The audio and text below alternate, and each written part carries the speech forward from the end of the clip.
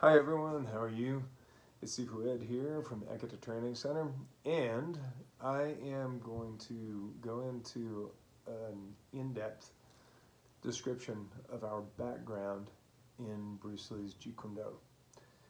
I'm going to talk a little bit about the arts that we teach at Ekata and my background in those arts, how we came to those, and give a little bit of historical context for this. I think it's important to understand the lineage of teachers in martial arts, and certainly this is no exception.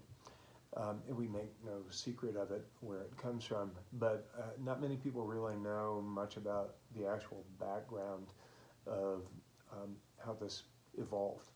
So here's how it went.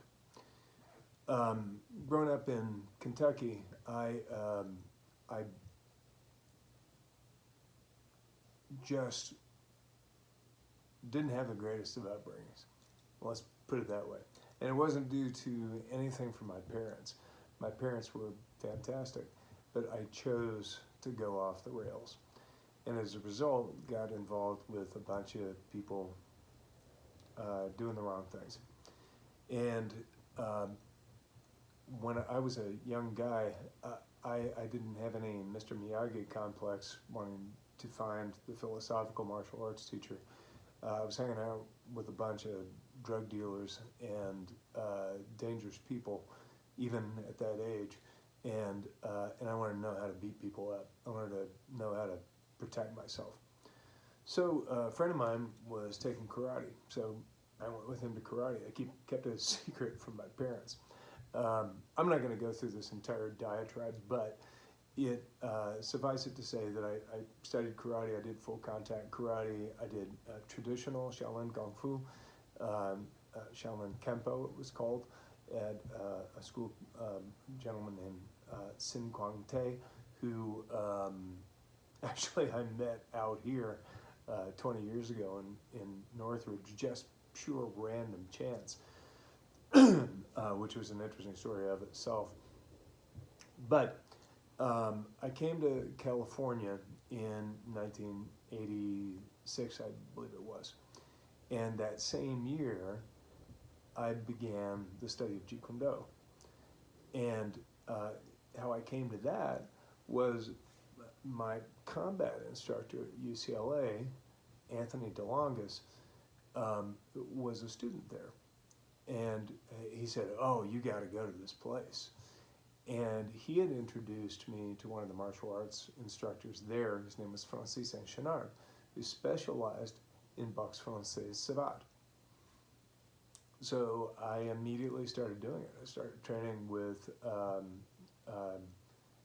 Francis and joined the Inosanto Academy when it was on Glencoe. This was in 1986 down in Venice. And man, it was a golden era for sure. Chris Kent was down there. I believe Bert Richardson and Paul Vunak and a bunch of other guys, Jeff Amata, Chad Stahelski, Damon Caro, a whole bunch of guys were down there that are very well known in that world now. And man, was it fun. It was a little tiny space like an automotive bay with a bazillion people crammed in it, slinging sticks and punches and kicks at each other, and just way too many people in too small a space. But it was totally cool. And a group of us branched off with Francis to another studio down in Venice called the Internal Arts Studio, and Chris Kent was teaching over there as well, and a group of us went over there so that we could go full contact and really get after it. Not that we didn't at the Inosanto Academy, but you know, there were concerns about liability, so and Francis wanted to really focus on the savate there. So we kind of split and did both. And that went on for a long time.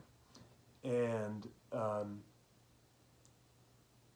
I had the wonderful opportunity to train with many people along the way.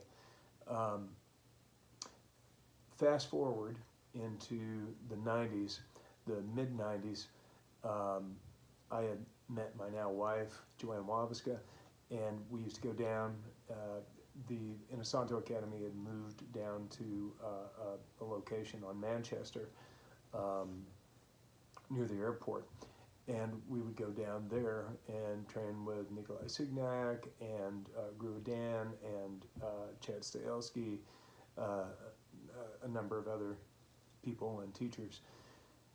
And then about the maybe 1997-ish, the drive just it was too tough. I had been living in Valencia for quite some time, and we had our school in Beverly Hills, and then going down there was just getting to be impossible. I had made arrangements to go see Bob Bremer and Pete Jacobs, the Wednesday night JKD group. I'd met them at a seminar at some point, and it was a Tuesday evening, and I was literally going to drive out to the Redlands to go see them. And I was teaching out of my jiu-jitsu sensei's dojo in Studio City, Sensei Chadwick Minge, and I was killing time, walked up the street. There was a bakery, I'd never been to it before, so walked into the bakery. When I walked in, there was a lady standing there next to me, and she saw my shirt, which had a JKD symbol on it, and she said, "Oh, JKD, where do you do that?" And I thought, "Oh, well, that's cool. You know, maybe this lady wants to learn self-defense." So I started talking to her about it, and she goes, "Well, my name's Fran Joseph, and I'm married to Jerry Poteet." And I went, "You're married to who?" And she said, "Jerry Poteet." Well, I was blown away because I totally knew who Jerry Poteet was, one of Bruce Lee's original students. And that's why I was going out to the Redlands, but that was defeating the whole purpose because it was just as far away as the Inosanto Academy. So I said, "Do you think that he would accept a new student?" And she said, "Well, he just started teaching publicly again. Why don't you take my number, give us a call, and come over?" And that was the start. I started training privately with Sifu Jerry and did up until his death. I have never had such a wonderful experience in my entire life. As I continued to train with Sifu Jerry, we had him every year, he and Sifu Fran, over to our school and to teach seminars, and I began to introduce him to my senior students so that they could train with him directly. And having that lineage with Sifu Jerry, there was a difference in approach. There were subtleties that I had never been exposed to previously. And Sifu Jerry was considered to be the keeper of the flame. He was the guy who was adamant about keeping what Bruce Lee had taught him pristine, pure, so that he would pass it on unfiltered as best as one can. And the very first thing that he said to me was that you have to explore the soft. So he spent the majority of time with me working on, we covered all the striking skills and fundamentals of interception and all the principles, but he really wanted to work with me on the energy training, on the soft migration into the Wing Chun, or the modified Wing Chun, because I had a lot of power. I'd done quite a bit of fighting, and I had a good understanding of striking. and I've done a bunch of other stuff too that I'll cover in another video, so that people can get to know my background a little bit better.